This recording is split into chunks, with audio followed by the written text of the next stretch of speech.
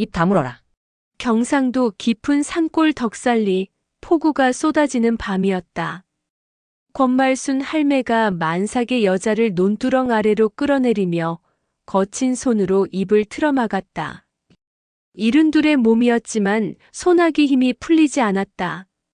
산 위에서 손전등 불빛이 쓸어 내려오고 있었다.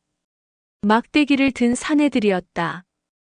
여자는 온몸이 만신창이었다. 얼굴에 피가 흘렀고 맨발은 산길에 긁혀 살점이 벗겨져 있었다. 빗속에 쓰러져 있는 걸 할매가 발견했을 때 여자의 두 손은 불룩한 배를 꼭 감싸쥐고 있었다. 살기 위해서가 괜찮아? 아니었다. 내가 여기 있어. 아이를 지키기 배가 아파요. 위해서였다. 알겠어, 지켜줄게. 저기 있다. 찾았어. 불빛이 이쪽을 향했다. 할매는 피가 나도록 이를 악물었다.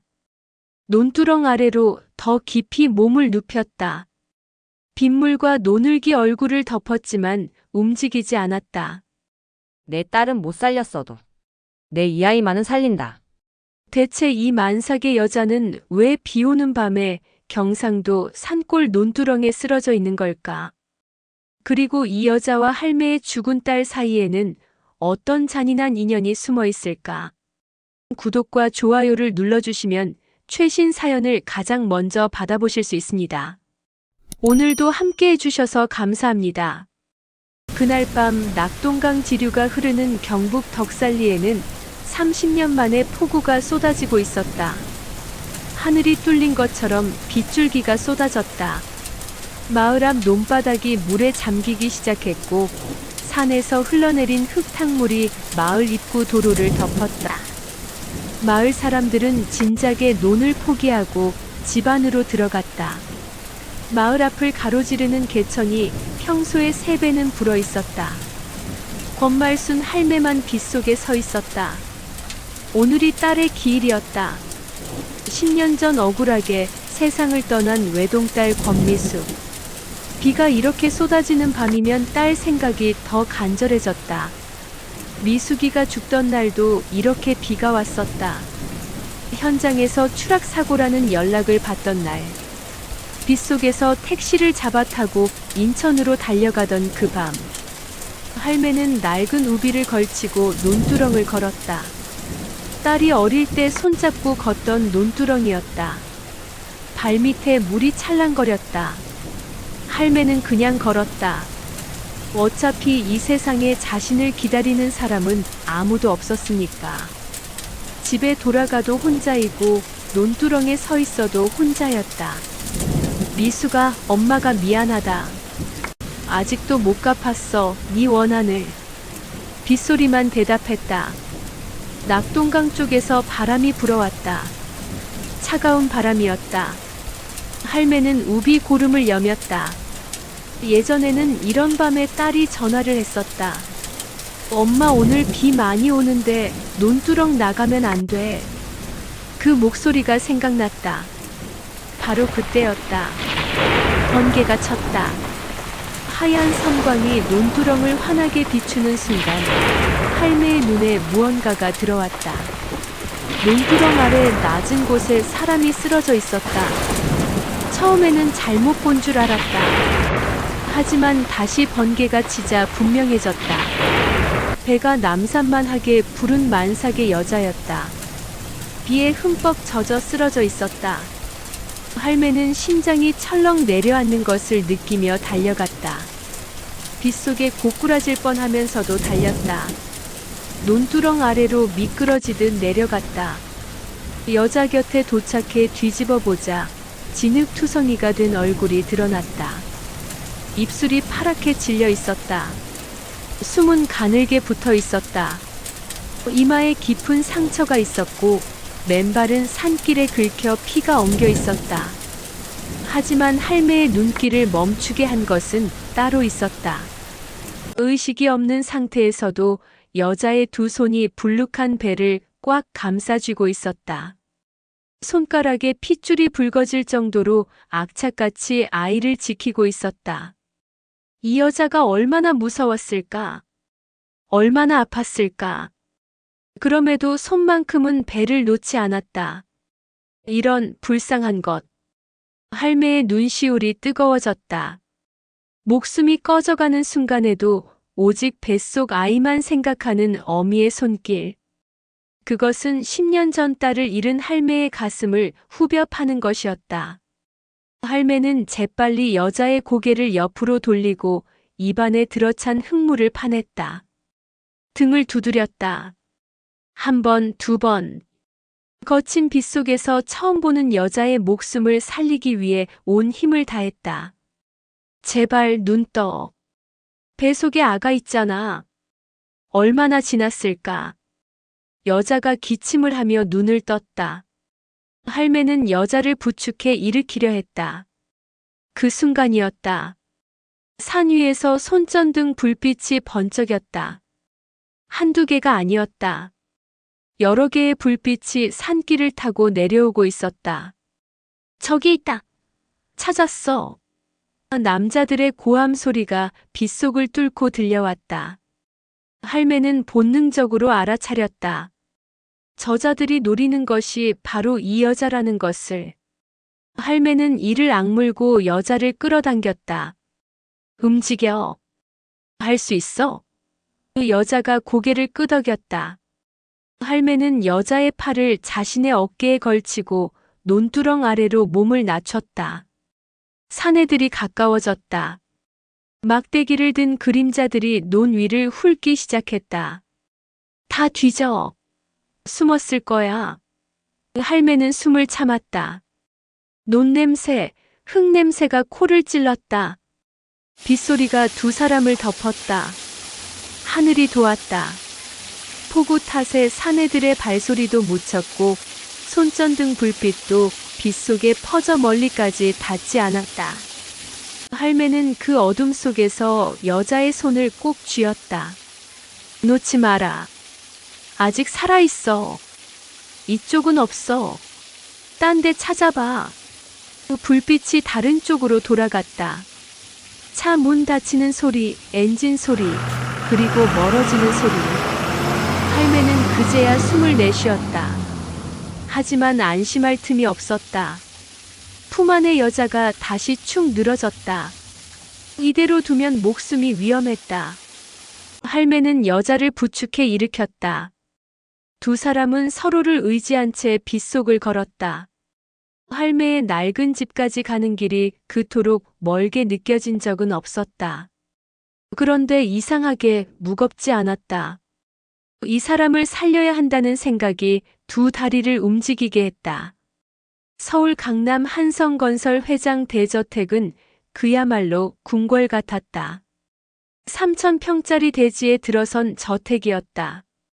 대리석 계단, 금빛 샹들리에 수십억짜리 미술품들이 복도마다 걸려 있었다. 창문 너머로 한강이 보였다. 돈 냄새가 진동했지만 그 화려함 뒤에는 사람의 온기라곤 찾아볼 수 없는 싸늘함이 도사리고 있었다. 그 으리으리한 저택 1층 복도에서 25살 서은이는 무릎을 꿇고 바닥을 닦고 있었다. 며느리라는 이름이 무색하게 낡은 앞치마를 두르고 차가운 대리석 바닥에 엎드린 채였다. 손등은 세제에 쓸려 갈라졌고 무릎은 딱딱한 바닥에 눌려 멍이 들어 있었다. 거기 구석에 발자국 남았잖아. 계단 위에서 차가운 목소리가 내려왔다. 최갑순이었다. 60대의 그녀는 최고급 정장을 걸치고 있었다. 손에는 금빛 커피잔, 눈빛은 바닥에 기어다니는 벌레를 보는 것 같았다. 예, 어머님 다시 닦겠습니다. 은희는 고개를 더 숙이며 걸레를 쥔 손에 힘을 주었다. 이미 3번이나 닦은 곳이었다. 하지만 감히 대꾸할 수 없었다. 최갑순이 계단을 내려와 은희 앞에 섰다. 그리고 갓 닦은 바닥 위로 커피 잔을 기울여 일부러 쏟아버렸다. 갈색 얼룩이 하얀 대리석 위로 번졌다. 더러워라. 내 아들이 어디서 이런 것을 물어왔는지. 고아원에서 굴러나온 년이 재벌가 며느리라니 웃기지도 않아. 은희의 어깨가 파르르 떨렸지만 고개를 들지 않았다. 눈물이 차올랐지만 꾹 참았다. 여기서 울면 더 큰 모욕이 돌아온다는 것을 알고 있었다. 은희는 이 집을 떠날 수 없었다. 남편 최준서 때문이었다. 당장 이혼 서류 들이밀어. 위자료 몇 푼 쥐어주면 꼬리치고 나갈 거 아냐? 또 매일같이 이런 말을 들어야 했다. 그래도 은희는 버텼다. 퇴근하고 돌아온 준서가 미안해. 조금만 참아. 내가 꼭 독립할 테니까 라고 속삭여줄 때마다 모든 서름을 삼킬 수 있었다. 그날도 은희는 감기 기운에 열이 펄펄 끓으면서도 집안일을 하고 있었다. 온몸이 천근만근이었지만 아프다는 말을 꺼낼 수 없었다. 잠시 현기증에 벽을 짚고 쉬고 있는데 최갑순이 다가왔다. 뭐야, 꾀병이야? 아닙니다, 어머님. 잠깐만요. 에이, 지겨워. 연기력 하나는 끝내주네. 최갑수는 차갑게 웃더니 옆에 있던 얼음물 컵을 집어들었다. 그리고는 알아놓은 은희의 머리 위로 확 쏟아버렸다. 시원하지? 열 내릴 거야. 차가운 물이 얼굴을 타고 흘러내렸다. 은희는 눈을 질끈 감았다. 온몸이 벌벌 떨렸지만 소리 한 번 내지 못했다. 얼어붙은 것 같았다. 차가운 물이 옷 속으로 스며들었다. 최갑순이 내려다봤다. 그 눈에는 아무 감정도 없었다. 딱 한 가지, 귀찮다는 감정만 있었다. 이 며느리가 귀찮았다, 없애고 싶었다. 그런데 아들이 안 내보냈다. 그게 화가 났다. 내 아들이지 애미 속도 모르고. 최갑순이 혀를 끌끌 찼다. 언제까지 이 산 거 타고 살 거야? 차가운 물이 얼굴을 타고 흘러내렸다. 은희는 눈을 질끈 감았다. 온몸이 벌벌 떨렸지만 소리 한 번 내지 못했다. 이때였다. 현관문이 벌컥 열리며 준서가 들어섰다. 뭐 하는 겁니까? 준서의 얼굴이 분노로 일그러졌다. 어머니를 밀치고 은희에게 달려가 물에 젖어 떨고 있는 아내를 끌어안았다. 핏발이 선 눈으로 어머니를 바라봤다. 어머니, 제정신입니까? 앓는 사람한테 이게 무슨 짓이에요? 내가 무슨 상관이야? 내 집에서 내 맘대로 하는 거야. 그때 준서의 손에 서류 봉투가 들려 있었다. 그의 얼굴이 한층 더 굳어졌다. 이게 뭡니까? 인천 아파트 단지 철근 누락내역, 콘크리트 배합 조작 서류, 뇌물장부. 설명해 보세요. 회사 내부에서 우연히 발견한 문서였다. 한성건설이 10년간 전국 수백 개 현장에서 철근을 빼고 불량 골재를 사용하고 인허가 담당 공무원들에게 뇌물을 건네온 비리가 담겨 있었다. 사람들이 살고 있는 아파트들이었다. 언제 무너질지 모르는 건물들이었다. 그깟 것 같고 호들갑은. 최갑수는 눈 하나 깜짝하지 않았다. 그깟 것이요? 사람들이 그 건물에 살고 있잖아요. 무너지면 사람이 죽어요. 준서는 이를 악물었다. 오늘부로 이 더러운 돈하고 연을 끊겠습니다. 뭐라고? 저 나갑니다. 은희랑 둘이서 살겠습니다. 준서는 물에 젖은 은희를 부축해 일으켰다. 그리고 한 번도 뒤돌아보지 않고 현관을 향해 걸어갔다. 거기서 이 문을 나서는 순간 넌 내 아들이 아니다. 평생 거지처럼 살아. 돌아와서 빌어도 난 안 받아줄 거야. 문이 닫혔다. 그렇게 준서와 은희는 빈손으로 그 화려한 저택을 떠났다.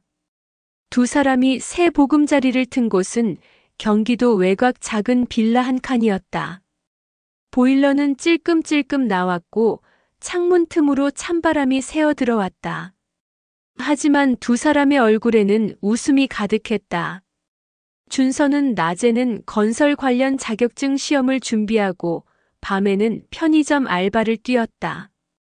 그 사이 은희의 배는 점점 불러왔다. 우리 아기 태어나면 아빠가 직접 방 꾸며줄게. 아빠가 건설 전문가잖아. 준서가 은희의 배에 귀를 대며 말했다. 은희는 그런 남편의 머리카락을 쓸어넘기며 미소 지었다. 힘들었지만 웃을 수 있었다. 사랑하는 사람이 곁에 있었으니까. 그런데 어느 날 밤이었다. 준서가 비리 서류 사본을 들고 국토부 민원실에 제출하고 돌아오던 길이었다. 한적한 이면도로였다. 달려온 트럭 한 대가 준서의 차를 들이박았다. 블랙박스는 사고 당일 이미 누군가 지워버린 상태였다. 준서는 병원에 도착하기도 전에 숨을 거두었다. 장례식장은 초라했다. 조문객도 화환도 거의 없었다. 만삭의 배를 안고 영정 사진 앞에 주저앉은 은희는 목 놓아 울었다. 여보, 나 두고 어떻게 가? 우리 아기는 어떻게? 바로 그때였다. 장례식장 문이 벌컥 열리더니 최갑순이 들어섰다. 검은 옷을 걸쳤지만 얼굴에는 슬픔 대신 차가운 계산이 가득했다. 그녀는 영정 사진 한 번 쳐다보지 않고 곧장 은희 앞에 섰다. 장례 끝나면 바로 이혼 서류에 도장 찍어 사망보험금이랑 유산은 한 푼도 건들 생각 마. 은희는 믿을 수 없다는 눈으로 시어머니를 올려다봤다. 아들이 죽었는데.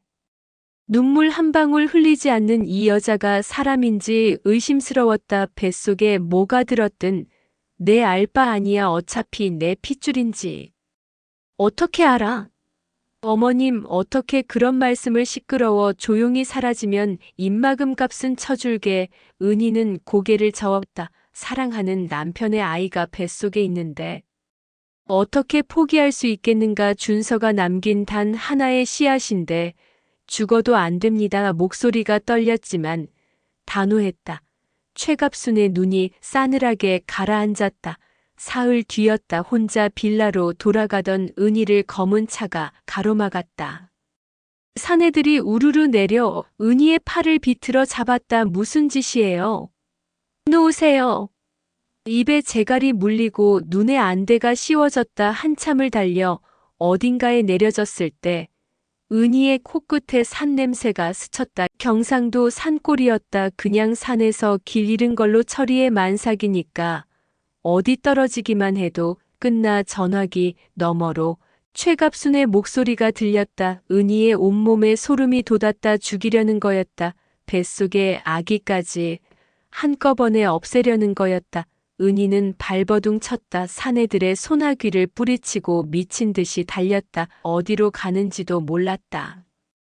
그저 살아야 한다는 본능만이 다리를 움직였다. 비가 쏟아지는 산길을 달렸다. 맨발로 미끄러지고 넘어지고 일어나고 또 달렸다. 그러다가 논두렁에 발이 걸려 굴러 떨어졌다. 그 자리에서 의식을 잃었다. 그렇게 폭우 속 낯선 논두렁에 쓰러진 은희를 발견한 것이 권말순 할매였다. 할매의 집은 오래된 슬레이트 지붕 단층 집이었다. 담벼락에는 이끼가 끼어 있었고 마당 한쪽에는 낡은 고무대야가 빗물을 받고 있었다. 방 안은 작고 허름했지만 아궁이에 불을 지피자 금세 따뜻해졌다. 진흙투성이가 된 은희를 눕힌 할매는 젖은 옷가지를 벗기고 낡은 이불을 덮어주었다. 얼마나 지났을까? 은희의 눈꺼풀이 파르르 떨리더니 천천히 떠졌다. 낯선 천장, 낯선 냄새, 낯선 곳이었다. 은희는 화들짝 놀라 몸을 일으키려 했다. 움직이지 마라. 아직 기운이 없다. 할매의 목소리가 들렸다. 은희는 고개를 돌렸다. 아궁이 앞에 쪼그려 앉은 노인이 보였다. 쭈글쭈글한 얼굴에 깊이 팬 주름, 거칠게 갈라진 손, 하지만 눈빛만은 따뜻했다. 여기가 어딥니까? 내 집이다. 논두렁에 쓰러져 있길래 데려왔다. 감사합니다, 정말로. 갑자기 아랫배에 날카로운 통증이 밀려왔다. 마치 뱃속에서 누군가 칼로 긁어대는 것 같았다. 진통이 시작된 것이었다. 산길을 달리고 굴러떨어지면서 받은 충격이 아기에게 전해진 모양이었다. 안 돼, 안 돼. 아직이야. 은희가 배를 부여잡고 울부짖었다. 소리 질러봤자 소용없다. 힘 빼지 말고 내 말 들어라. 할매가 재빨리 은희 곁으로 다가왔다. 가위와 깨끗한 천을 준비했다. 농촌에서 수십 년을 살며 이런 일이 처음은 아니었다. 그때 마당에서 발소리가 들렸다. 여러 명이었다. 할매의 얼굴이 굳어졌다. 소리내면 안 된다. 꽉 깨물어라. 할매가 수건을 말아 은희의 입에 물렸다. 그리고 아궁이 불을 끄고 방 안을 어둠 속에 가렸다. 여기도 없어. 다른 마을 집들 확인해봐. 발소리가 멀어졌다. 할매는 잠시 기다렸다가 다시 불을 켰다. 그리고 은희의 손을 잡고 조용히 말했다. 힘줘. 조금만 더. 한 번, 두 번, 세 번. 얼마나 지났을까? 마침내 작은 울음소리가 터져나왔다. 딸이다. 튼튼하게 생겼다. 할매가 아기를 은희의 가슴 위에 올려주었다. 탈진한 은희가 희미하게 눈을 떴다. 자신의 가슴 위에서 울고 있는 아기를 보았다. 눈물이 볼을 타고 흘러내렸다. 준서야, 우리 아기야. 숨이 넘어갈 듯한 목소리로 은희가 속삭였다. 죽은 남편의 이름을 부르며 아기의 작은 손을 쥐었다. 그때였다. 할매가 은희의 겉옷을 정리하다가 무언가를 발견했다. 속주머니에서 빠져나온 명함 한 장이었다. 한성건설 최준서 상무라고 적혀 있었다. 할매의 손이 허공에서 딱 멈췄다. 명함이 바닥으로 툭 떨어졌다. 한성건설. 그 이름을 잊을 수 없었다. 10년 전 자신의 모든 것을 앗아간 이름이었다. 할매는 천천히 고개를 돌려 벽에 걸린 액자를 바라봤다. 빛바랜 영정 사진 속에서 젊은 여자가 웃고 있었다. 할매의 외동딸 권미숙이었다. 10년 전 한성건설 하도급 현장 감리원으로 일하던 딸은 인천 아파트 단지 철근 누락 현장을 발견하고 시공사에 보고했다. 하지만 회사는 오히려 딸에게 허위 보고서 작성이라는 누명을 씌웠다. 딸이 버텼다. 그러자 딸이 점검하던 고층 현장에서 사고가 났다. 추락사고. 원인 불명. 회사 측은 안전부주의로 처리했다. 딸은 그 자리에서 숨을 거두었다. 당신 한성건설 사람이야? 할매의 목소리가 낮게 깔렸다. 방금 전까지의 따뜻함은 온데간데 없이 사라지고 10년 묵은 원한이 서린 눈빛이 은희를 향했다. 은희는 탈진한 몸을 겨우 일으켜 할매를 올려다봤다. 그 눈빛에서 무언가 심상치 않음을 느꼈다. 그 명함은 제 남편 죽은 준서 씨 겁니다. 그 집에서 사람 취급도 못 받고 쫓겨난. 흐느꼈다. 시어머니가 저를 죽이려. 할매는 그 처절한 모습을 내려다보았다. 거짓이 아니었다. 남편은 그 집에서 도망쳤어요. 더러운 비리가 싫다고요. 부실 시공 사실을 국토부에 신고하고 돌아오다가 죽었습니다. 은희가 아기를 꽉 껴안으며 오열했다. 할매는 아무 말도 하지 못했다. 복잡한 감정이 폭풍처럼 휘몰아쳤다. 그때 탈진한 은희가 할매의 손을 간절히 붙잡았다. 옷 속에서 무언가를 꺼내 쥐어주었다. 작은 메모리 카드였다. 할머니, 정말 죄송합니다. 제가 혹시 잘못되면 이 아이와 이것만은 꼭 지켜주세요. 이게 뭔데?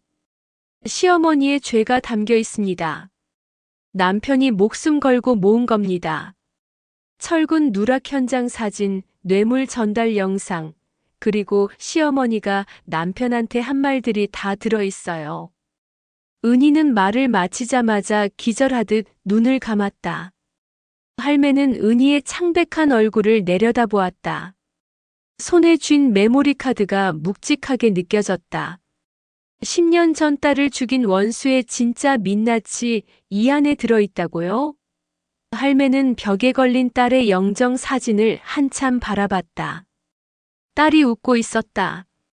영양실조로 젖이 돌지 않아 빈젖을 물렸지만 나오는 것은 한 방울도 없었다. 은희는 피가 나도록 입술을 뜯으며 소리 없이 울었다. 할매는 마당에 나와 한참을 서 있었다. 방금 전 은희가 건네준 메모리 카드가 호주머니 안에 있었다. 손가락 끝에 그 납작한 감촉이 느껴졌다. 딸 미숙이가 죽은 날 이후로 할매는 한성건설이라는 이름 앞에서 항상 무너졌다. 복수하겠다고 이를 갈면서도 어디 가서 따져야 할지, 누구 멱살을 잡아야 할지 몰랐다. 돈도 없고 백도 없고 학도 없는 시골 할매 혼자 재벌을 어쩌겠냐고 마을 사람들이 말렸다. 할매는 그 말에 질려서 살았다. 아침에 일어나서 논으로 가고 저녁에 집에 돌아와서 혼자 밥을 먹고 밤에 딸 영정 사진을 바라보다 잠들었다. 그게 10년이었다. 그런데 지금 그 재벌의 며느리가 자신의 방에 누워 있었다. 할매는 장판 아래 마룻바닥 틈새에서 검은 비닐봉지를 꺼냈다. 딸이 세상을 떠나며 남긴 유일한 유품, 낡은 은반지였다. 딸이 첫 월급 받고 자신에게 사준 거였다. 엄마, 내가 첫 월급 받았으니까 선물 드리고 싶었어. 이게 마음에 들어? 그 목소리가 아직도 귀에 들렸다.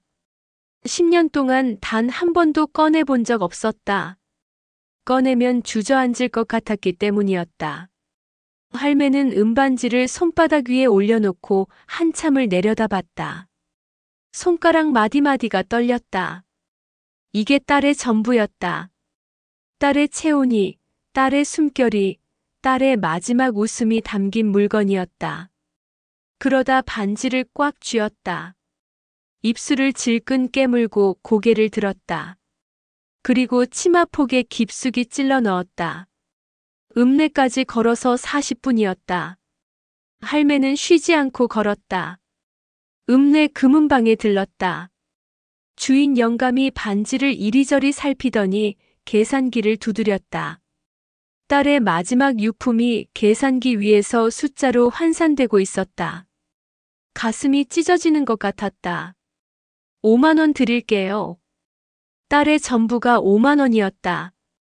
할매의 눈가가 파르르 떨렸다. 하지만 고개를 저을 수 없었다. 그 돈이라도 있어야 했다. 주세요. 구겨진 지폐 5장을 받아들었다. 손이 떨렸다. 금은방을 나와 뒤돌아서는 순간 눈물이 왈칵 쏟아질 것 같았지만 이를 악물고 참았다. 울 시간이 없었다. 그 돈으로 사태살 한 근, 미역 한 다발, 분유 한 통, 그리고 연탄 20장을 샀다. 녹슨 자전거에 싣고 돌아오는 길에 무릎이 아팠지만 멈출 수 없었다. 머릿속에는 빈젖을 물리며 소리 없이 울던 은희의 얼굴이 맴돌았다. 그리고 딸 생각이 났다. 딸도 처음 직장에 들어갔을 때 저렇게 외로웠을까? 저렇게 혼자였을까? 집에 돌아와 아궁이에 연탄을 갈아 넣었다. 시뻘건 불꽃이 피어올랐다. 냉골 같던 방바닥이 조금씩 따뜻해지기 시작했다. 낡은 가마솥에 물을 붓고 미역을 불리고 사태살을 손질했다. 고기가 익어가는 냄새가 집안에 퍼졌다. 따뜻한 김이 모락모락 피어올랐다. 딸이 살아있을 때 이후로 이렇게 누군가를 위해 음식을 만드는 것이 처음이었다. 간을 맞추면서 생각했다. 딸한테도 이렇게 더 자주 끓여줬어야 했는데. 미역국이 완성됐다. 고기가 그득하게 들어간 진하고 뜨거운 국이었다. 할매가 조심스럽게 방문을 열었다. 은희가 고개를 들었다. 겁에 질린 눈이었다. 이 할매가 또 뭔가를 할까봐 긴장한 눈이었다. 할매는 말없이 은희 앞에 뚝배기를 내려놓았다. 뜨거운 국에서 김이 피어올랐다. 이게 뭐? 미역국이다. 할매가 은희 곁에 앉았다. 그리고 은희의 얼어붙은 손을 자신의 두 손으로 감싸쥐었다. 굴껍데기에 베어 거칠게 갈라진 손이었지만 그 안에 담긴 온기는 따뜻했다. 아가. 할매의 목소리가 떨렸다. 그동안 얼마나 무섭고 춥고 외로웠냐? 은희의 눈이 커졌다. 아무도 그런 말을 해준 적이 없었다. 시집에서는 벌레 취급을 받았고 남편이 죽은 뒤에는 목숨까지 위협받았다. 누구 하나 자신의 편이 없었다. 그런데 이 낯선 할매가 자신의 손을 잡고 그 말을 하고 있었다. 고생 많았다, 아가야. 친정엄마가 끓여준 거라 생각하고 푹푹 떠먹어라. 그래야 기운 차리고 젖도 돌아. 그래야 네 새끼 지키지. 친정엄마. 그 단어가 은희의 가슴을 관통했다. 고아로 자란 은희에게 친정엄마라는 단어는 평생 가져보지 못한 것이었다. 엄마의 손길이 어떤 것인지, 엄마의 미역국이 어떤 맛인지 단 한 번도 알아본 적이 없었다. 은희의 손이 떨렸다. 숟가락이 덜덜 흔들렸다. 그래도 미역국을 한 숟가락 떴다. 입에 넣는 순간 뜨거운 국물이 목구멍을 타고 내려갔다. 따뜻했다. 너무 따뜻해서 눈물이 났다. 이런 게 엄마 밥이구나. 이게 집밥이구나. 은희의 입에서 신음 같은 소리가 새어나왔다. 그리고 터졌다. 참고 참았던 것이 한꺼번에 터져나왔다. 엄마, 엄마. 태어나서 한 번도 불러보지 못한 단어였다. 부를 대상이 없었으니까. 그런데 지금 그 말이 입 밖으로 터져나왔다. 왜 이제 나타난 거예요? 왜 이제야? 이수아가 흐느꼈다. 뜨거운 눈물이 미역국 안으로 뚝뚝 떨어졌다. 나 너무 무서웠어요. 너무 추웠어요. 너무 외로웠어요. 할매도 울었다. 10년 동안 꽁꽁 얼어붙어 있던 눈물이 흘러내렸다. 죽은 딸이 떠올랐다. 딸에게도 이렇게 미역국 한 그릇 끓여준 적이 있었다. 딸이 처음 직장에 들어가던 날 정성껏 끓여보냈더니 딸이 전화해서 이렇게 울었었다. 엄마 고맙다고 사랑한다고. 울어라 울어. 실컷 울어라. 할매가 은희를 끌어안았다. 참지 마라. 소리 지르고 싶으면 질러라. 여기는 아무도 없다. 네 맘대로 울어도 된다. 은희는 할매의 품에 얼굴을 묻고 미친 듯이 울었다. 남편을 잃은 슬픔이, 시어머니에게 받은 모욕이, 죽을 뻔한 공포가 한꺼번에 쏟아져 나왔다. 그렇게 한참을 울었다. 목이 쉬도록 울었다. 할매는 등을 토닥이며 중얼거렸다. 우리 새끼, 우리 새끼. 언제부터인가 은희가 남의 집 며느리가 아니라 자기 딸처럼 느껴졌다. 아니, 딸이 이 아이의 모습으로 자신에게 돌아온 것 같았다. 한참을 울고 난 뒤 할매가 치맛자락으로 은희의 눈물을 닦아주었다. 눈물 범벅이 된 그 얼굴을 두 손으로 감싸쥐고 또렷하게 말했다. 그 독한 년 손에 내 새끼를 둘이나 뺏길 수 없다. 네 남편 목, 내 딸 목, 우리가 다 받아내자. 은희가 고개를 끄덕였다. 눈물 사이로 결연함이 스쳤다. 내 엄마. 할매의 눈에서 또다시 눈물이 흘러내렸다. 엄마. 그 말이 가슴 깊은 곳에 박혔다. 빗소리가 지붕을 두드렸다. 최갑수는 포기하지 않았다. 사내들을 덕살리 전체에 풀어서 뒤졌다. 낯선 차들이 마을을 돌았다. 마을 사람들한테 만삭 여자를 봤냐고 물어보고 다녔다. 할매는 이틀 동안 은희를 방에서 꼼짝도 못하게 했다. 창문도 열지 않았다.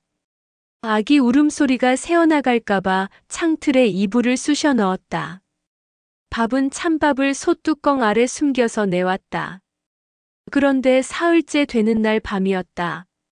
마을 어기 구멍가게 주인 영감이 이웃 아주머니한테 수다를 떨었다. 며칠 전 저녁에 말순이 할매가 분유하고 미역하고 사태살 한꺼번에 잔뜩 사갔다고. 아주머니가 그 이야기를 동네방네했다. 그 말이 결국 수색 중인 사내들 귀에 들어갔다. 다음 날 아침 검은 차 3대가 덕산리 입구에 섰다. 산에 6명이 내렸다. 쇠파이프와 밧줄을 든 깡패들이었다. 마당에서 고추를 말리던 할매가 고개를 들었다. 저 차들이 이쪽으로 오고 있었다. 할매의 입꼬리가 천천히 올라갔다. 섬뜩한 웃음이었다. 10년 동안 한 번도 짓지 않았던 그 웃음.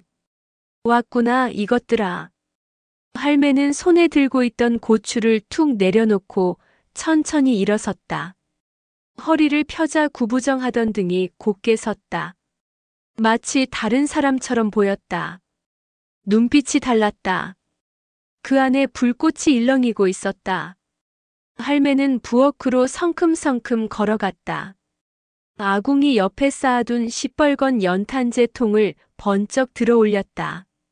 아직 열기가 남아 손바닥이 데일 것 같았지만 아랑곳하지 않았다. 검은 차들이 마당 앞에 섰다. 차 문이 벌컥벌컥 열리며 사내들이 쏟아져 내렸다. 야 할망구, 안에 숨겨둔 여자 내놔. 그 두목이 쇠파이프를 탁탁 치며 으르렁거렸다. 할매는 대답하지 않았다. 그저 부엌 문 앞에 서서 연탄재 통을 든 채였다. 미동도 하지 않았다. 눈 하나 깜짝하지 않고 두목을 똑바로 쳐다봤다. 그 눈빛에 두목이 순간 움찔했다. 뭔가 이상했다. 70 먹은 할망구가 왜 저렇게 태어난 거지? 두목이 쇠파이프를 치켜들며 달려들었다. 바로 그 순간이었다. 할매가 연탄재 통을 번쩍 들어 올렸다. 그리고 두목의 얼굴을 향해 힘껏 내질렀다. 펑! 시뻘건 연탄재가 폭발하듯 터져나갔다. 아직 열기가 남아있는 재와 불똥이 두목의 얼굴과 눈을 덮쳤다. 으아! 눈! 내 눈! 그 두목이 쇠파이프를 떨어뜨리고 비명을 질렀다. 이 미친 할망구가! 그 부하들이 달려들었다. 할매는 멈추지 않았다. 연탄재 통을 휘둘러 두 번째 놈의 얼굴에 내리쳤다. 퍽! 빈통을 집어 던지고 마당에 세워둔 호미를 움켜쥐었다. 수십 년간 논밭을 갈던 팔뚝이 호미를 휘둘렀다. 불꽃이 튀었다. 마당이 아수라장이 됐다. 흙먼지가 피어오르고 고함 소리가 난무했다. 그 사이 할매는 한 걸음씩 마당 뒷담 쪽으로 물러나며 깡패들의 시선을 끌었다. 바로 그때 방문이 살짝 열렸다. 은희가 창백한 얼굴로 밖을 내다보고 있었다. 아기를 포대기로 가슴에 묶은 채였다. 할매와 눈이 마주쳤다. 할매가 턱짓으로 뒷담 쪽 낮은 곳을 가리켰다. 그 너머에는 옛날부터 있던 갈대밭이 있었다. 어서! 할매가 고함쳤다. 은희는 아기를 꼭 껴안고 방에서 뛰쳐나왔다. 맨발이었다. 깨진 기왓장이 발바닥을 찔렀다. 살이 찢어지고 피가 터졌다. 하지만 느낄 겨를이 없었다. 오직 아기만 생각하며 달렸다. 저기다! 여자 도망간다. 깡패 하나가 소리치며 달려갔다. 할매가 호미를 집어 던졌다. 호미가 공중을 가르며 깡패의 종아리에 꽂혔다. 으악! 깡패가 앞으로 고꾸라졌다. 그 틈에 은희가 담을 넘었다. 할매도 뛰어갔다. 이른둘의 몸이었지만 오늘만큼은 나이가 느껴지지 않았다. 두 사람은 갈대밭 속으로 뛰어들었다. 갈대가 찰싹찰싹 얼굴을 때렸지만 멈출 수 없었다. 뒤 논둑 넘어서 산 쪽으로 가라. 거기 예전에 내가 고사리 따러 다니던 빈 창고 있다. 할매가 낮게 속삭였다. 저놈들은 외지 사람이라 모른다. 갈대밭을 빠져나와 논둑을 넘고 산 비탈을 올라갔다. 오래된 농사 창고가 나왔다. 나무 문이 반쯤 썩어 있었지만 지붕은 멀쩡했다. 두 사람은 그 안으로 뛰어들어 문을 닫았다. 멀리서 깡패들의 고함 소리가 들렸다. 하지만 점점 멀어졌다. 외지 사람들은 이 산골의 새끼를 몰랐다. 할매가 덕살리에서 70년을 살았다. 이 마을의 모든 길을, 모든 지름길을, 숨을 곳과 빠져나갈 곳을 손바닥 보듯 꿰고 있었다. 창고 안에서 두 사람은 한참 숨을 고르며 앉았다. 은희가 아기 얼굴을 내려다봤다. 달리는 내내 아기 입을 가슴팍에 눌러 울음소리를 막아야 했다. 지금 아기가 숨을 쉬고 있었다. 살아 있었다. 은희의 눈에서 눈물이 흘렀다. 미안하고 고마웠다. 할매가 은희의 발을 들여다봤다. 피투성이었다. 낡은 치마를 찢어서 발을 감쌌다. 손길이 거칠었지만 조심스러웠다. 어린아이 다루듯 감았다. 할머니. 왜? 고맙습니다. 할매는 대답 대신 픽 웃었다. 10년 만에 짓는 속이 시원한 그 웃음이었다. 저놈들 대가리에 연탄재 뿌릴 때 속이 다 시원하더라. 은희도 피식 웃음이 났다. 저도요. 그놈 종아리에 홈이 꽂힐 때 속이 뻥 뚫렸어요. 할매가 은희의 어깨를 토닥였다. 눈빛에 대견함이 가득했다. 잘했다. 네가 안 도망쳤으면 큰일 날 뻔했다. 창고 안에서 밤이 깊어갔다. 빗소리가 지붕을 두드렸다. 낡은 창고 안은 어두웠다. 핸드폰 불빛 하나가 두 사람의 얼굴을 비추고 있었다. 은희가 아기를 가슴에 묶은 채 등을 벽에 기댔다. 할매는 그 옆에 쪼그려 앉았다. 할매가 낮은 목소리로 입을 열었다. 아까 준 그 메모리 카드. 우리 지금 들어봐야 할 것 같다. 은희가 고개를 끄덕였다. 손이 떨렸다. 이 안에 무엇이 들어있는지 알고 있었다. 남편 준서가 마지막 힘을 짜내어 모아둔 것들이었다. 재생하면 그날의 악몽이 다시 살아날 것이었다. 하지만 할매에게 들려줘야 했다. 할매의 낡은 핸드폰에 메모리 카드를 꽂았다. 음성 파일 하나가 떴다. 재생 버튼을 눌렀다. 지직거리는 잡음이 흘러나왔다. 그리고 목소리가 들렸다. 최갑순의 목소리였다. 차갑고 또렷한 목소리였다. 인천 아파트 그거 문제 생기면 어떡할 거야? 그 감리원 계집애 버텼잖아. 다른 사람의 목소리가 대답했다. 처리했습니다. 현장 사고로 됩니다. 최갑순의 목소리가 다시 들렸다. 잘했어. 그런 것들이 버티면 회사가 안 돌아가. 앞으로도 그렇게 해. 할매의 숨이 멎었다. 현장 사고. 처리했습니다. 그 말이 할매의 머릿속에서 천둥처럼 울렸다. 심장이 멈추는 것 같았다. 손끝이 차갑게 얼어붙었다. 창고 안 공기가 한순간에 얼어버리는 것 같았다. 녹음이 계속됐다. 이번에는 다른 내용이었다. 공무원 이름, 뇌물 금액 날짜. 최갑순이 직접 이름을 부르며 지시하는 목소리였다. 그리고 마지막에 또 최갑순의 목소리가 들렸다. 남편 잃은 슬픔에 뭔 짓을 했는지 내 알 바 아냐. 조용히 사라지면 입막음 값은 쳐줄게. 은희의 눈에서 눈물이 흘러내렸다. 남편 준서가 이것들을 모으면서 얼마나 무서웠을까. 혼자 얼마나 버텼을까. 그러다 결국 죽었다. 그 감리원 계집애가. 할매의 입에서 거친 숨이 새어나왔다. 목소리가 떨렸다. 은희가 할매를 봤다. 할매의 얼굴이 하얗게 질려 있었다. 눈빛이 달랐다. 뭔가를 알아버린 사람의 눈빛이었다. 할머니? 그 감리원이 내 딸이야. 할매의 목소리가 갈라졌다. 10년 전 한성건설 인천 현장에서 죽은 감리원. 권미숙. 그게 내 외동딸이야. 은희의 얼굴에서 핏기가 싹 가셨다. 입이 벌어졌다. 말이 나오지 않았다. 내 딸이 철근 빠진 거 발견하고 보고했어.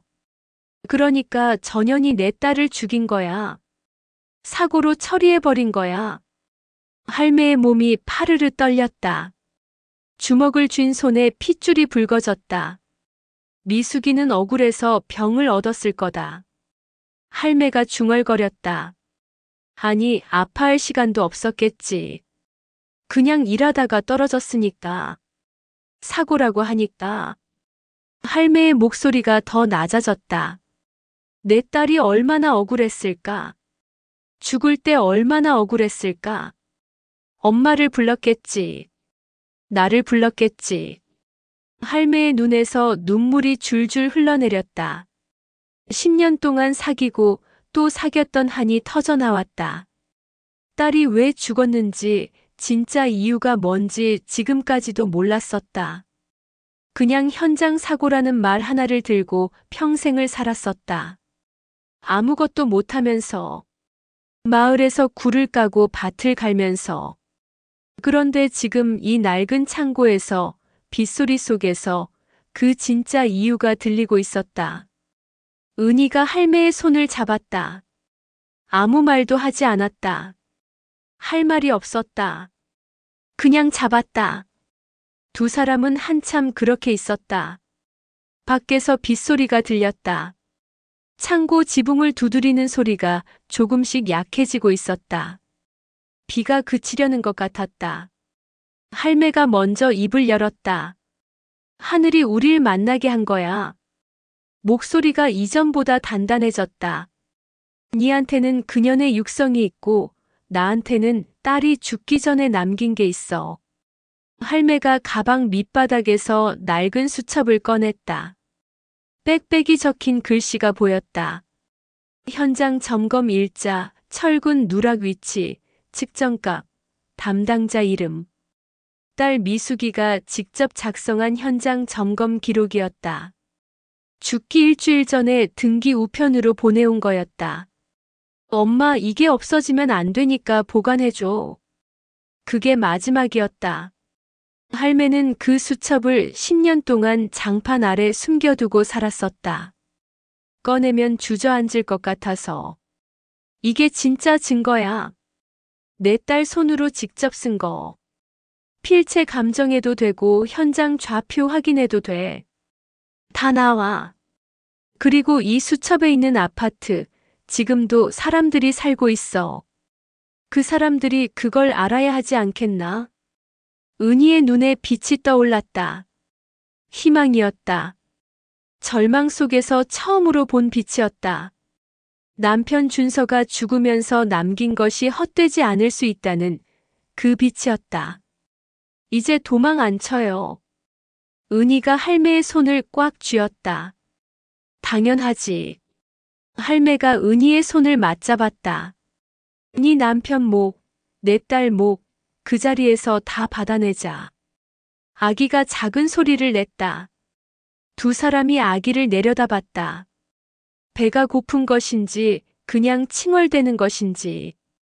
아기의 눈이 반짝이고 있었다. 눈이 아비를 닮았다. 할매가 중얼거렸다. 은희의 눈에 눈물이 고였다. 네, 많이 닮았어요. 창고 밖에서 빗소리가 그쳤다. 잠시 후 구름 사이로 별이 보였다. 경상도 산골의 밤하늘은 별이 많았다. 별빛이 창고 문틈으로 가느다랗게 비쳐 들어왔다. 눈물 한 방울이 뺨을 타고 흘러내렸다. 기자회견 전날 밤 할매는 덕살리 집에서 혼자 앉아 있었다. 내일 서울에 올라가야 했다. 기자회견 자리에 서야 했다.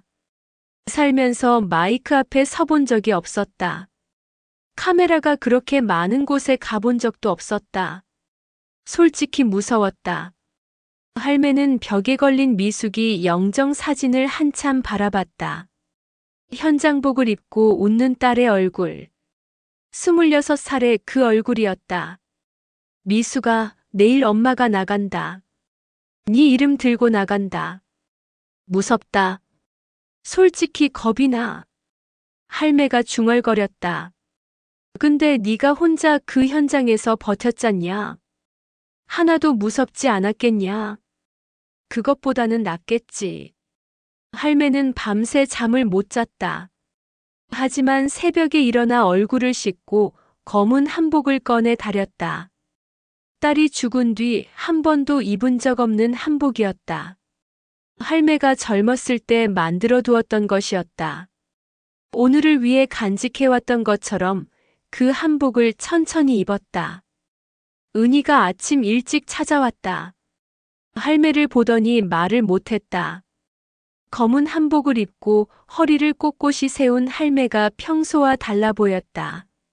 엄마, 오늘 정말 가실 거예요? 당연하지. 미숙이 목까지 내가 가야지. 할매가 나지막이 말했다. 두 사람은 함께 덕살리를 나섰다. 마을 어귀에서 버스를 탔다. 서울까지 3시간이 넘게 걸렸다. 할매는 창밖을 보며 갔다. 낙동강이 지나갔다. 논이 지나갔다. 산이 지나갔다. 서울이 가까워질수록 건물이 높아졌다.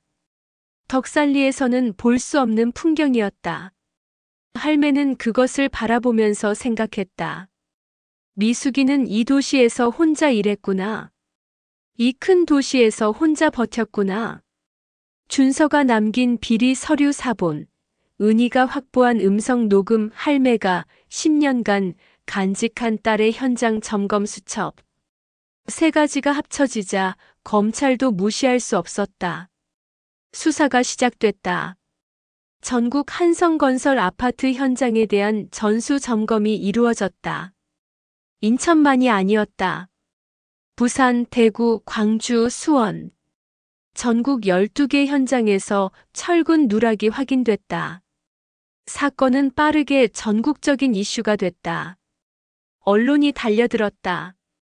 기자회견이 열리던 날 서울 프레스센터 앞은 인산인해였다. 한성건설 아파트에 사는 주민들, 부실, 시공 피해자들, 시민단체들이 모여 있었다. 우리 아파트 무너진다. 진실을 밝혀라. 최갑순을 구속하라. 현수막들이 가을바람에 펄럭였다. 그중 한 현수막에는 이렇게 적혀 있었다. 권미숙을 기억하라. 기자회견장 안에서는 은희가 발언대 앞에 서 있었다. 품에는 이제 석탈이 된 아기가 안겨 있었다. 카메라 플래시가 쏟아졌다. 은희의 손이 떨렸다. 하지만 눈빛은 흔들리지 않았다. 저는 서은이입니다. 한성건설 최준서 상무의 아내이고 최갑순 회장의 며느리입니다. 그리고 3달 전 시어머니의 지시를 받은 사람들에게 경상도 산골에 버려진 사람입니다. 만삭의 몸으로요. 회견장이 술렁였다. 남편 최준서는 한성건설의 부실 시공 비리를 발견하고 국토부에 신고한 뒤 의문의 교통사고로 사망했습니다. 저는 남편 장례식이 끝난 날 밤 시어머니의 지시를 받은 사람들에게 경상도 산골에 버려졌습니다. 만삭의 몸으로 빗속에서 산길을 달려 논두렁에 쓰러졌습니다. 그날 밤 저와 뱃속의 아이를 살려준 분이 바로 이 할머니입니다. 은희가 메모리 카드를 꺼냈다. 옆에 마련된 스피커에서 최갑순의 목소리가 울려 퍼졌다. 그 감리원 계집애 버텼잖아. 처리했습니다. 현장 사고로 됩니다. 잘했어. 그런 것들이 버티면 회사가 안 돌아가. 회견장이 얼어붙었다. 그리고 또 다른 목소리가 흘러나왔다. 남편 잃은 슬픔에 뭔 짓을 했는지 내 알 바 아냐. 조용히 사라지면 입막음 값은 쳐줄게. 뱃속에 뭐가 들었든 내 핏줄인지 어떻게 알아? 아무도 말하지 못했다. 플래시가 쉴 새 없이 터졌다. 기자 한 명이 손이 굳어서 카메라 셔터를 누르지 못했다. 방청석에서 누군가 흐느꼈다. 바로 그때 회견장 뒷문이 벌컥 열렸다. 검은 한복을 입은 백발의 노인이 성큼성큼 걸어 들어왔다. 등이 곧았다. 눈빛이 서리빨 같았다. 주변이 술렁이었다. 권말순 할매였다. 할매는 발언대 앞에 섰다. 마이크를 잡았다. 경상도 사투리가 그대로였다. 이 자리를 위해 10년을 기다렸다. 내 이름은 권말순이다. 경북 덕살리 산다. 10년 전 한성건설 인천 현장에서 죽은 권미숙의 어머니다. 회견장이 다시 조용해졌다. 내 딸이 그 현장에서 철근 빠진 거 발견하고 보고했다. 저 여자 녹음에서 들었다. 처리했다고. 내 딸을 사고로 처리했다고. 그게 죽인 거다. 사람 죽인 거다. 할매의 목소리가 조금도 떨리지 않았다. 10년을 기다린 사람의 목소리였다. 이것이 내 딸이 죽기 일주일 전에 나한테 보낸 현장 점검 수첩이다. 할매가 낡은 수첩을 들어 올렸다. 내 딸 손으로 직접 쓴 거다. 철근이 몇 개 빠졌는지, 어디가 문제인지 날짜별로 다 적혀 있다. 필체 감정해도 되고 현장 가서 확인해도 된다.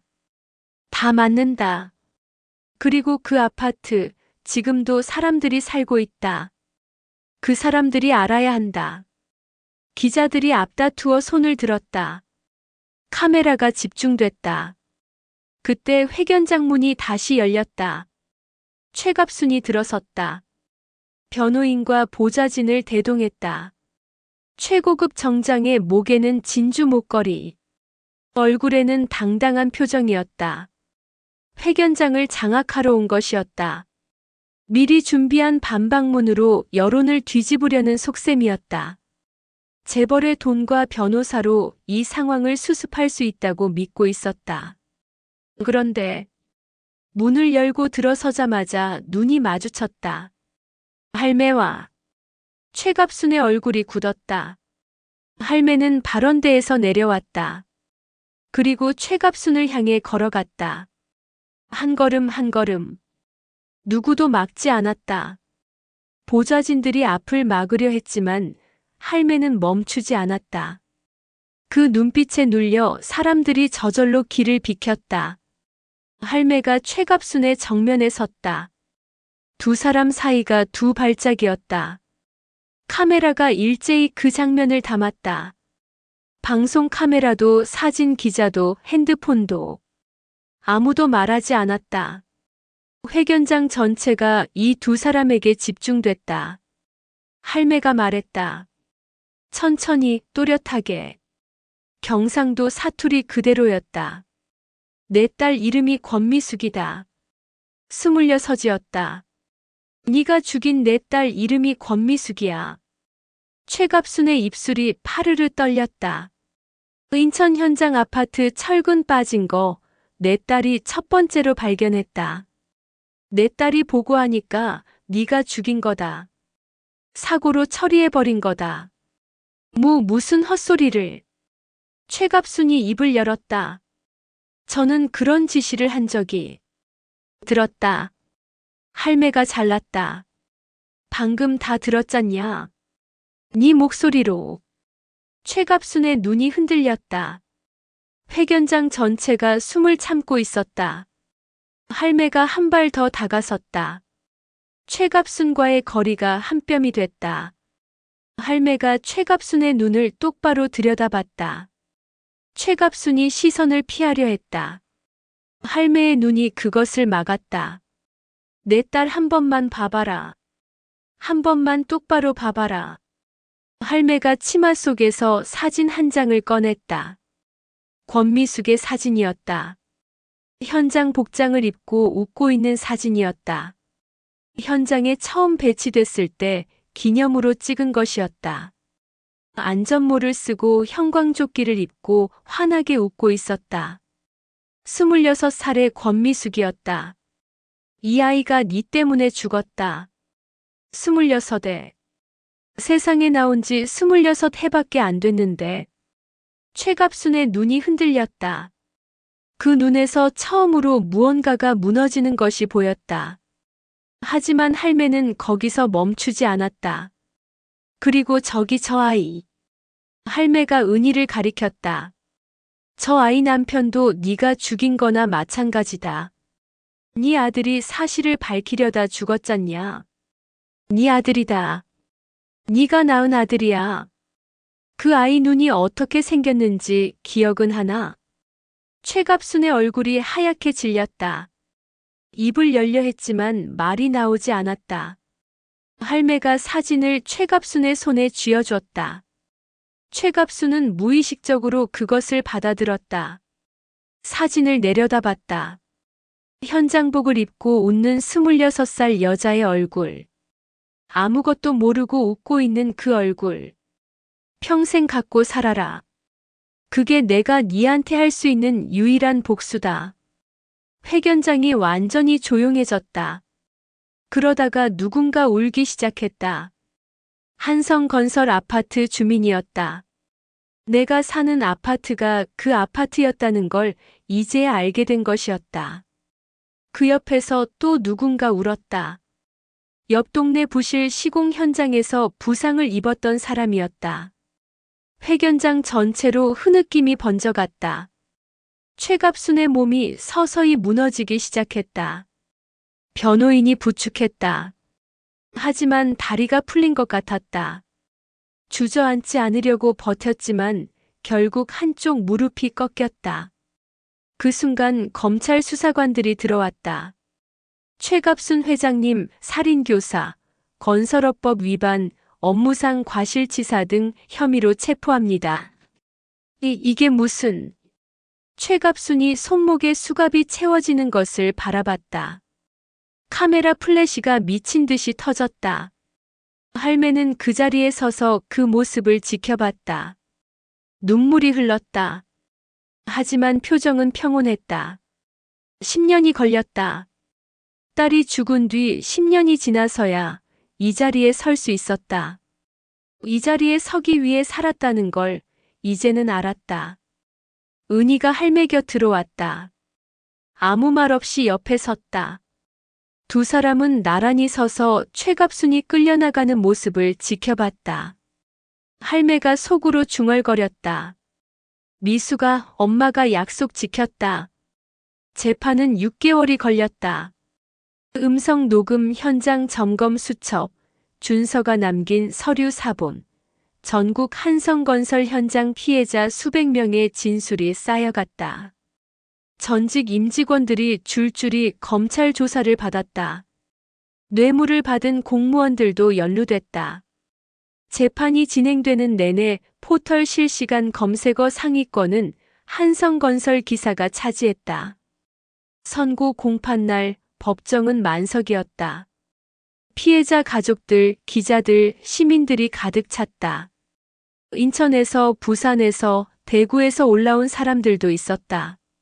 한성건설 아파트에서 살고 있는 사람들, 부실 시공 현장 인근에서 피해를 입은 사람들, 그리고 그냥 이 사건을 지켜보면서 화가 났던 사람들이었다. 피고인석에는 최갑순이 앉아 있었다. 화려했던 정장 대신 수의를 입고 진주 목걸이 대신 수갑을 찬 채였다. 한때 재계를 호령하던 그 눈빛이 이제는 바닥을 향하고 있었다. 그 오만함은 온데간데 없었다. 할매는 방청석에서 두 손을 무릎 위에 모으고 앉아 있었다. 옆에는 은희가, 은희 품에는 미서가 안겨 있었다. 미서는 아직 법정이 뭔지 모르면서도 조용히 있었다. 할매가 어깨를 토닥여줬다. 판사가 선고문을 읽기 시작했다. 할매는 한마디도 놓치지 않으려고 귀를 기울였다. 법률 용어가 많아서 다 알아들을 수는 없었다. 그래도 들었다. 의무, 고의, 인과관계, 사망. 그 단어들이 하나씩 들릴 때마다 딸이 생각났다. 26살의 현장에서 일하던 딸. 안전모를 쓰고 웃던 딸. 피고인 최갑순에게 징역 25년을 선고합니다. 판사의 선고가 떨어지는 순간 방청석에서 박수가 터져나왔다. 최갑순이 비명을 질렀지만 아무도 귀 기울이지 않았다. 변호인이 뭔가를 말했지만 역시 들리지 않았다. 할매는 박수를 치지 않았다. 그냥 앉아 있었다.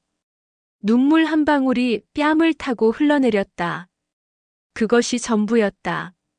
10년의 한이, 딸의 억울함이, 오래된 혼자였던 밤들이, 모든 것이 그 눈물 한 방울 속에 담겨 있었다. 법정을 나오며 은희가 할매의 손을 잡았다. 따뜻한 손이었다. 엄마 됐어요. 할매가 고개를 끄덕였다. 됐다. 두 마디였다. 그걸로 충분했다. 법원 건물을 나오자 햇빛이 쏟아졌다. 가을 햇빛이었다. 맑고 따뜻했다. 할매는 잠시 눈을 감고 그 햇빛을 얼굴로 받았다. 오래된 어둠이 거두어지는 것 같았다. 미수가, 할매가 속으로 불렀다. 다 됐다. 이제 됐어. 그 후로 1년이 지났다. 경북 덕살리 낙동강이 굽어 보이는 작은 언덕 위에 아담한 새 집이 들어섰다. 할매가 살던 슬레이트 지붕집이 있던 자리였다. 기와장이 햇살을 받아 반짝였고 마당에는 고추랑 상추랑 깻잎이 사이좋게 자라고 있었다. 담장 옆에는 미숙이가 어릴 때 심었던 감나무가 아직 서 있었다. 올해 감이 유난히 많이 열렸다. 마당 평상에서 할매가 고추를 따고 있었다.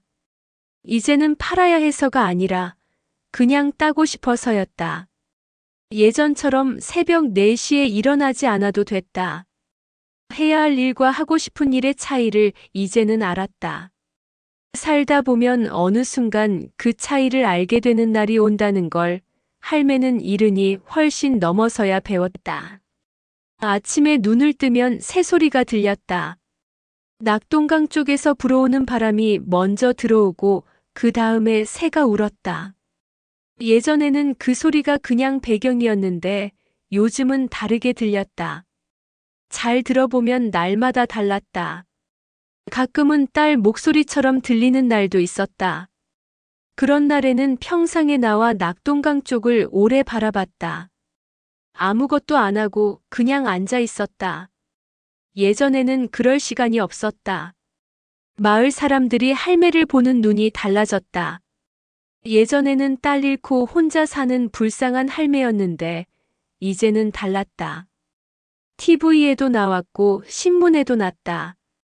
권미숙 건설안전재단이 출범하던 날 기자들이 덕살리까지 찾아왔다. 옆집 이 할매가 와서 이렇게 말했다.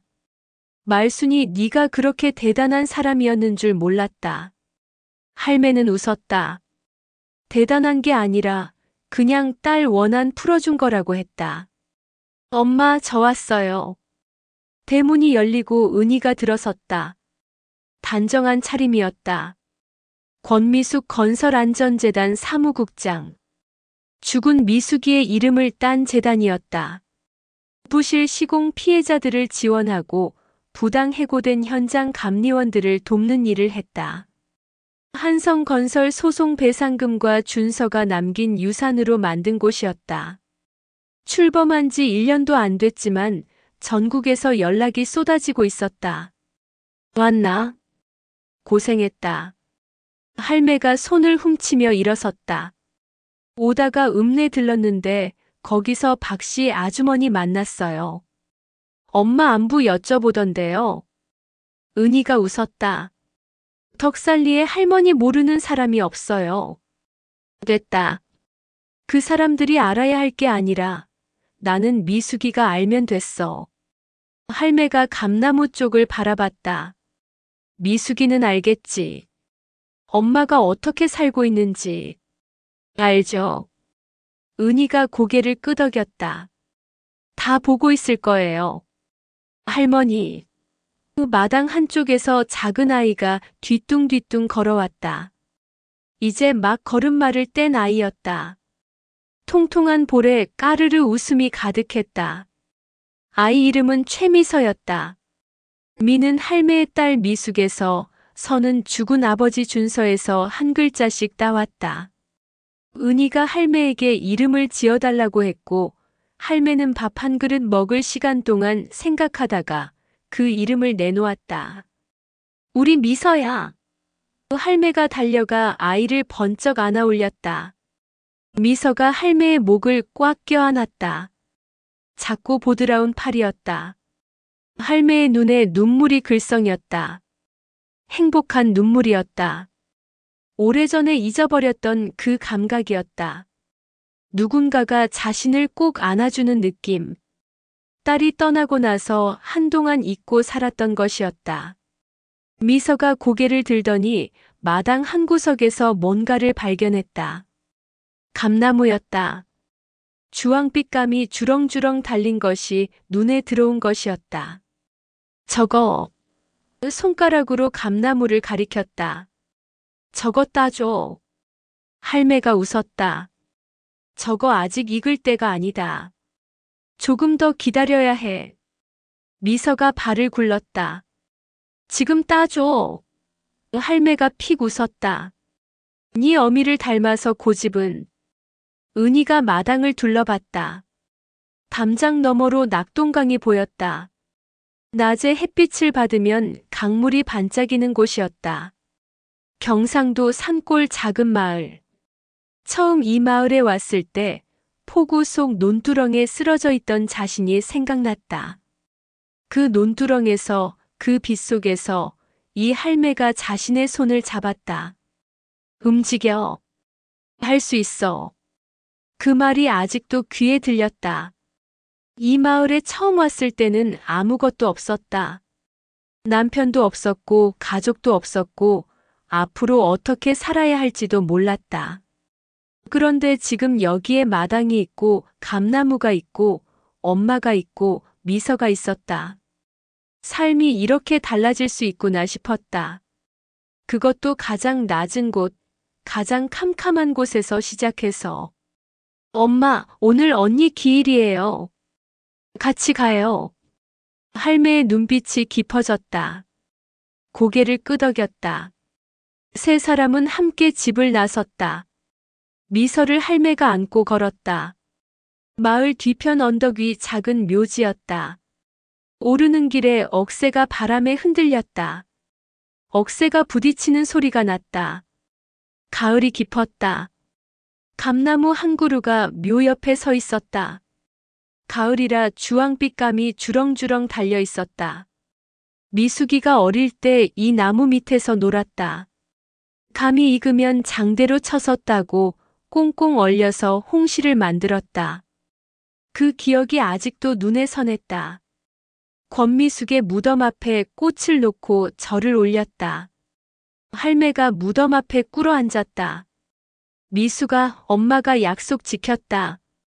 네 이름 되찾았고 네 이름 걸고 재단도 만들었다. 네 한 평생 바친 게 헛되지 않았다. 목소리가 떨렸다.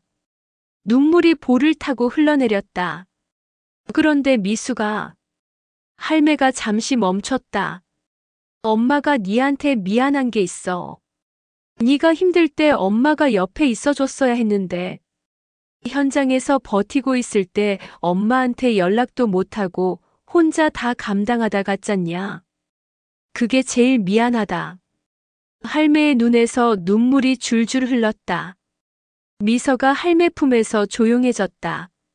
뭔가를 알아챈 것처럼. 그런데 이제는 안 미안해. 할매가 목소리를 다잡았다.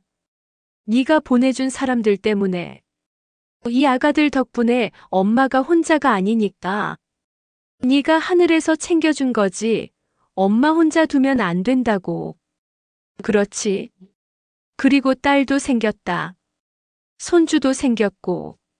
할매가 은희와 미서를 돌아봤다. 둘 다 눈물을 흘리고 있었다. 네가 보내준 거지. 하늘에서 네가 이 아이들을 보내준 거지. 은희가 다가와 할매를 껴안았다. 언니 고마워요. 저 살려주셔서 고마워요. 엄마 곁에 있게 해주셔서 고마워요. 미서가 둘 사이에 끼어들어서 뭔지도 모르면서 함께 안겼다. 세 사람이 감나무 아래 서서 한참을 그렇게 있었다. 바람이 불어서 감나무 잎이 흔들렸다. 주황빛 감들이 살며시 흔들렸다. 바람이 불었다. 부드럽고 따뜻한 가을바람이었다. 마치 미숙이가 대답하는 것 같았다. 엄마 괜찮아. 이제 다 괜찮아. 세 사람은 한참을 묘 앞에 서 있다가 천천히 집으로 돌아왔다. 돌아오는 길에 미서가 잠이 들었다. 할매 품 안에서 새근새근 숨을 쉬었다. 할매는 그 숨소리에 귀를 기울이며 걸었다. 이 숨소리가 참 좋다고 생각했다. 세상에서 제일 좋은 소리라고. 살아있다는 소리니까. 저녁 무렵 마당에 불이 켜졌다. 할매가 끓인 된장찌개 냄새가 퍼졌다. 마당에서 직접 키운 호박이 들어간 찌개였다. 은희와 미서가 마주 앉았다. 미서가 호박을 집어 먹더니 눈을 크게 떴다. 맛있다는 표정이었다. 할매가 웃었다. 은희도 웃었다. 식탁에 웃음이 퍼졌다. 엄마, 이 된장찌개 레시피 저한테 가르쳐 주세요. 할매가 픽 웃었다. 레시피가 따로 있는 게 아니다. 손맛이야, 손맛. 네가 100번은 끓여봐야 알지. 그럼 100번 가르쳐 주세요. 그러지 뭐. 할매가 은희의 손 위에 자신의 손을 얹었다. 거칠게 갈라진 손이었다. 논밭을 갈고 고추를 따고 살아온 손이었다. 은희의 손은 보드라웠다. 두 손이 나란히 놓였다. 작은 밥상이었지만 세상 어느 밥상보다 따뜻했다. 밥상이 이렇게 따뜻한 것이었구나. 오랫동안 혼자 먹던 할매는 이제야 밥이 원래 이런 거라는 걸 다시 알았다. 창밖으로 저녁 노을이 물들었다. 붉고 따뜻한 빛이 작은 집을 감쌌다. 낙동강도 노을빛으로 물들었다. 강물이 빛을 받아 반짝이는 모습이 창문으로 보였다. 10년의 어둠이 끝나고 새로운 빛이 시작되고 있었다. 할매가 은희와 미서를 바라봤다. 주름진 얼굴에 평온한 미소가 떠올랐다. 더 이상 복수할 것도 원망할 것도 없었다. 남은 것은 오직 이 따뜻한 가족뿐이었다. 이게 남은 인생이구나 싶었다. 이 밥상이, 이 웃음이, 이 아이가. 할매가 속으로 중얼거렸다. 미수가 엄마 이제 행복하다. 네 덕분에 행복하다. 네가 보내준 사람들 덕분에. 감나무 가지가 저녁바람에 살며시 흔들렸다. 주황빛감 하나가 가지 끝에서 흔들렸다. 마치 미숙이가 고개를 끄덕이는 것 같았다. 밥을 다 먹고 나서 은희가 설거지를 했다. 할매가 하려고 하니까 자기가 하겠다고 했다. 할매는 마루에 앉아서 그 뒷모습을 봤다. 등이 넓었다. 처음 이 아이를 만났을 때는 비에 젖어 논두렁에 쓰러져 있었는데 지금은 이렇게 설거지를 하고 있었다. 삶이 이렇게 달라지는 거구나 싶었다. 그것도 가장 낮은 곳, 가장 어두운 논두렁에서 시작해서. 미서가 할매 옆에 와서 앉았다. 낮에 뛰어다니다 지쳤는지 할매한테 기댔다. 할매는 그 작은 머리를 쓸어줬다. 부드럽고 보드라운 머리카락이었다. 딸 미숙이가 어릴 때도 이렇게 옆에 와서 기댔다. 엄마, 오늘 별이 많다. 뭐 닮았냐? 저거 국자 닮았어. 그 목소리가 생각났다. 할매는 그 기억을 이제 슬프지 않게 꺼낼 수 있었다. 예전에는 딸 생각이 나면 가슴이 찢어졌는데 이제는 달랐다. 따뜻했다. 그 기억이 따뜻해진 건 옆에 미서가 있기 때문인 것 같았다. 죽은 딸의 이름을 이어받은 아이가 지금 자신한테 기대어 있으니까. 엄마, 저 다음 주에 또 올게요. 은희가 설거지를 마치고 나왔다. 그래라. 할매가 고개를 끄덕였다. 올 때 청양고추 좀 갖고 와라. 마당 고추는 다 따서 팔았다. 네, 알겠어요. 은희가 웃었다. 두 사람이 대문을 나섰다. 할매는 마당에 서서 그 뒷모습을 봤다. 은희가 미서를 안고 걸어갔다. 미서가 돌아보며 손을 흔들었다. 할매도 손을 흔들었다. 두 사람의 모습이 마을 어귀에서 사라졌다. 할매는 한참 그 자리에 서 있었다. 사방이 조용했다. 낙동강 소리가 멀리서 들렸다. 가을 벌레 소리가 들렸다. 감나무 잎이 바람에 흔들리는 소리가 들렸다. 할매는 마당에 서서 하늘을 올려다봤다. 별이 많은 밤이었다. 경상도 시골 하늘이었다. 서울에서는 볼 수 없는 별이었다. 미숙아. 할매가 속으로 불렀다. 엄마가 오늘 하루도 잘 살았다. 내일도 잘 살 것이다. 그러니까 니도 거기서 잘 있어라. 별이 반짝였다. 감나무 가지가 살며시 흔들렸다. 할매는 집 안으로 들어왔다. 아궁이 앞에 앉아서 잠깐 불빛을 바라봤다. 조용했다. 혼자였다. 하지만 예전에 그 외로운 혼자가 아니었다. 누군가가 올 거라는 것을 아는 혼자였다. 다음 주에 은희가 온다. 미서가 온다. 그걸 아는 혼자였다. 할매는 영정 사진을 올려다봤다. 잘 자라 미숙아. 그리고 불을 껐다. 오늘 이야기가 여러분의 마음에 작은 울림을 드렸다면 살면서 오래 기다려온 정의가 마침내 실현되던 순간이 있으셨나요? 아니면 뜻밖의 인연이 삶을 바꿔놓은 기억이 있으신 분이 계신가요? 댓글로 여러분의 이야기를 남겨주세요. 여러분의 한마디가 이 공간에서 누군가에게 큰 위로가 됩니다. 구독과 좋아요는 더 많은 이야기를 찾아올 수 있는 힘이 됩니다. 오늘도 함께 해주셔서 감사합니다.